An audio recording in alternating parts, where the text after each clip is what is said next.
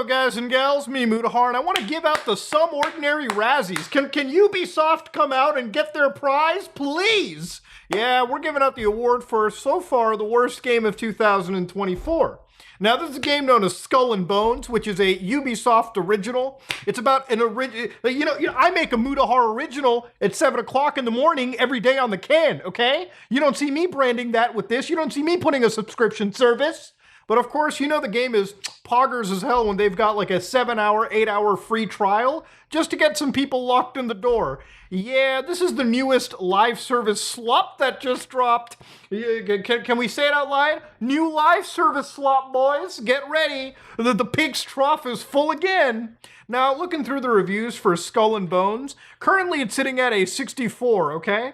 3.4 by the user reviews, but I just want to see those critic reviews, okay? You've got 3 positive, 3 mixed, 3 negative. It's a stalemate of different types of people. But of course, I want to read the best of both worlds. Skull and Bones offers the promise of adventure on the high seas. While the game focuses a little hard on its naval warfare mechanics, it's a f***ing pirate ship game. What do you mean focuses hard on its naval warfare mechanics? I would expect it to.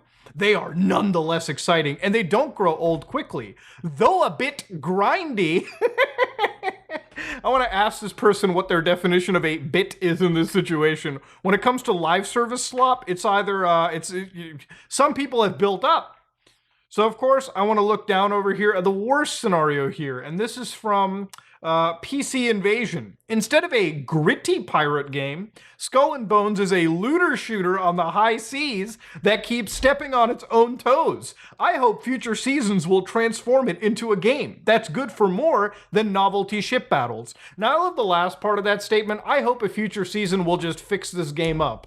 You know, every time I talk about these games with people, they're like, but what about No Man's Sky, Muta? That dropped like crap, but look how great they made it. Look, one example out of a sea, no pun intended, of like 100 is not good, okay? In general, most of these looter shooter live service games don't really make it past, I would say, a year. This game is up there with the Suicide Squad Kill the Justice League, which is already dropping below like 1,000 players now, and it's up there with Marvel's Avengers, which is dead, okay? So this game either better pull a rabbit out of its hat, okay, better shoot out the cannon, no pun intended, with some serious content, or it's going to die, okay, ladies and gentlemen? That's just how Mafia works. Now, you might be like, but Muta, have you tried it? Now, this is where I just like to stop you people, okay? I have not tried this game, nor have I wasted my time downloading the free trial. I'm going to list you something amazing. This is twitch.tv. This is a website you can go to watch people play games for you, okay? Now, the reason I love Twitch TV a lot is this gives me an unfiltered view, usually from somebody playing a video game. And of course, what I'm going to do is just click on the average Andy, and I'm going to watch them play the game here. So here's a creator known as Antoine M. Okay, it appears that they might be French, Français, pas de pot parler.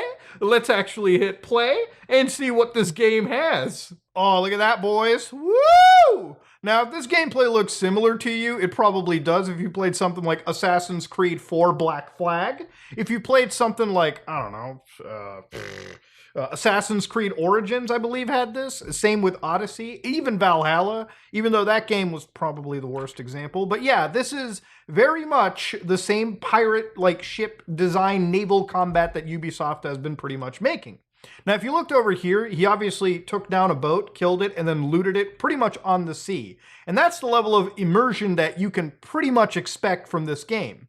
If it also seems similar to something like, I would say, World of Warships, then you're kind of on that same mark here. It's a pirate ship game, and that's pretty much what it comes down to. I don't even think this is a pirate game. It's more a pirate ship experience, okay? You've got levels, you've got damage numbers. It's about as live servicey as you can ever imagine. Now, you might be like, whoa, you just looked at one gamer, Muta. No. Hold on, relax. I'm on kick now, okay? This is somebody playing on the PS5. And of course, this is the open seas, exploring it at 10 knots right now. That's how they calculated speed back in the olden days. But yeah, this is basically, no joke intended, the core of the game, right? Now, like most live service slop experiences, there's usually a beginning, middle, and end game, and it already seems like the community has pretty much reached its end game. I'm gonna read you some banger Reddit posts from the actual Skull and Bones Reddit community. PvP is broken. People just fast travel in front of you and wait at your port. Yeah, we call that gang stalking, okay? You know, motherfuckers out there in front of the town hall, town hub. What? Oh, are you trying to deposit some loot there? Not on the PvP server, you're not. You're dead. As of right now, PvP is completely broken and irredeemable until this is addressed. People in groups just have one person join the event and mark positions, while the rest fast travel ahead. It's stupid.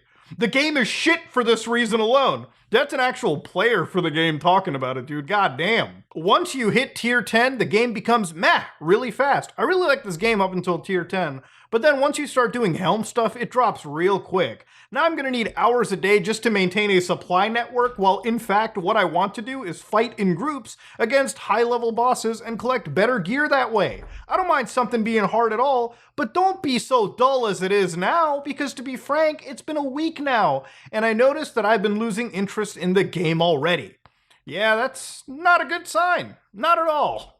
I love this Cope post here. This is a pirate ship game? Stop with the Assassin's Creed 4 BS. TLDR, the game is about ships, not about the crew steering it. Just like World of Warships or a car racing game. I'm so full of this misconception that people are doing with this game. Your character is your ship, not you. This is not a pirate MMORPG. This is a pirate ship MMORPG, focused about the ships and ship mechanics. So, again, I'm just going to stop right here, okay? Ladies and gentlemen, walking around your ship isn't necessarily something that, it's an MMO game. You're supposed to be immersed as a character, as somebody sailing the seven seas. Now, if it's supposed to be a pirate ship game, let's be real. This is actually footage acquired by a channel known as Nick Tech. Go check him out. He's obviously covering Skull and Bones, as I am, and some of the footage that he wanted to show was a game released in 2024. Yes, this is the final build, apparently, of the game. Games in the PS3 era started to calculate, wetness on your textures, on your characters. Maybe some sort of, ripple effects on the water, something that didn't look like it was out of the PlayStation 1. And he's literally comparing it to a game released 11 years ago, called Assassin's Creed 4 Black Flag, which has not only better looking water textures than what I'm witnessing over here, but just a better overall immersive experience, right? And if you thought the physics were good, this is a triple-A game. Sorry, what am I saying? Triple-A? Hold on, Muda. It's a quadruple A game. Yeah, ladies and gentlemen, this is a brand new term that apparently Ubisoft has coined in the industry. Don't believe me? Ubisoft dubbed Skull and Bones a quadruple A game. According to the CEO of Ubisoft, it's a really full, triple, maybe quadruple A game that will deliver in the long run. Dear God, there is just no shame. Now, if quadruple A is suddenly just live service pirate ship games with battle passes and whatnot, we've kind of had live service battle pass experiences for damn near over 5 years now, 6 years, a very long time, okay? I would remember the first battle pass that I really actually even saw on the market was probably in the PUBG era, the Fortnite time, the initial release of that kind of content. Since then, every big release has had a battle pass. What this game does is not substantially different than anything else that we've seen. So, of course, I decided to dig deeper and see just where Skull and Bones came from. And of course, the initial Skull and Bones for this was actually somewhere all the way back in 2013. According to this actual post and reporting by Channel News Asia, they actually had said Skull and Bones was officially launched in February 16th, but it actually started development in some time around 2013. So at some point, around this time, Ubisoft had received a grant from the EDB, that's the EDB, Economic Development Board, basically in Singapore, where they actually had money all the way back, I believe, in 2016, according to this post, to develop a AAA game title from the country of Singapore. So yes, this is a title that has been developed not just from Ubisoft, but also partly with the assistance of an entire country's government. And of course, obviously, I guess the stipulation for this is the product eventually had to come to terms. So there have been some hurdles along the way. For instance, according to this, it cost $200 million to basically develop this game. And of course, there's been several delays, which we've seen. There's been a reboot and then a loss of 3 creative directors. So to be honest, it's kind of lucky that we actually even ended up getting this game to begin with in the first place. And of course, the EDB from Singapore is literally a place that helps provide grants, a business-friendly environment, and whatnot in the country of Singapore. Now, of course, the initial reveal for this was all the way back in like 2017, from my understanding, when they had like the cinematic announcement trailer of this. And it was, again, just a CGI trailer. Wrong, then they had gameplay in 2018, and oh, is that Michelle Rodriguez? Oh, hell yeah, dude. What, you tell me that I can be a pirate? Why did they use her for this? You could have made a Fast and the Furious game. Michelle Rodriguez makes sense.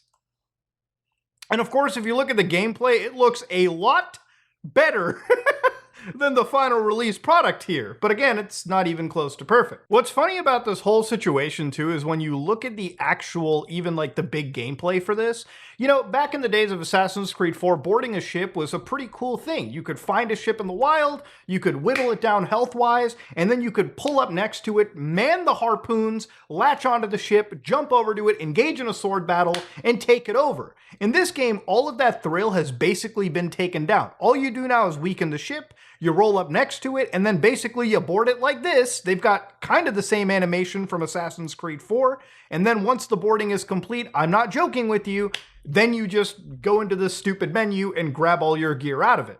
Dude, you know, again, a quadruple A experience, you want to justify a game price going up by $10? No. This is what's basically down with this game. They have put it through so much development time on their own. By the way, mismanagement at Ubisoft. And it's cost them money, it's cost them advertising, it's cost them enough money to basically fall down into a pit, okay? Into a little bit of a money pit. And now, in order to recoup their losses, they're turning it into a live service experience, hoping that hundreds, if not millions of players hop in and pay money on microtransactions and battle passes and recoup those losses. That's pretty much what it's coming down to. And you know what? They could have had it. I would have bought this game had it been good. This game I would have bought for $70 had it been a true upgrade from Black Flag. How can you be the same company that produces this masterpiece of a game? Footage, by the way, you're seeing on the PlayStation 4, running on the PS5, but it's a PS4 game. No graphical upgrades. Looks, in my opinion, better than this, okay? In some ways, the water effects look better, the day-night sometimes looks better to me, and of course, the immersion of actually raiding naval ports and ships. This is a pirates game. This, on the other hand, Skull and Bones, is a fucking joke. And again, comparing it to even other pirate live service games, let's say you want something multiplayer. Why you would not buy Sea of Thieves instead of this is just beyond me. Ladies and gentlemen, this is another example of live service failure, and not all live service has to be bad. There are good live service games. Helldivers 2 just dropped, and that is an example of a game that does live service right. It's an addictive, amazing extraction shooter that channels good gameplay, smart gameplay, instead of basically creating more Ubislop. But that being said, Ubisoft, they make some good games. But then they have blunders like this and expectations and industry-setting moments like this that just make all of us laugh. That being said, ladies and gentlemen, if you like what you saw, please like, comment, and subscribe.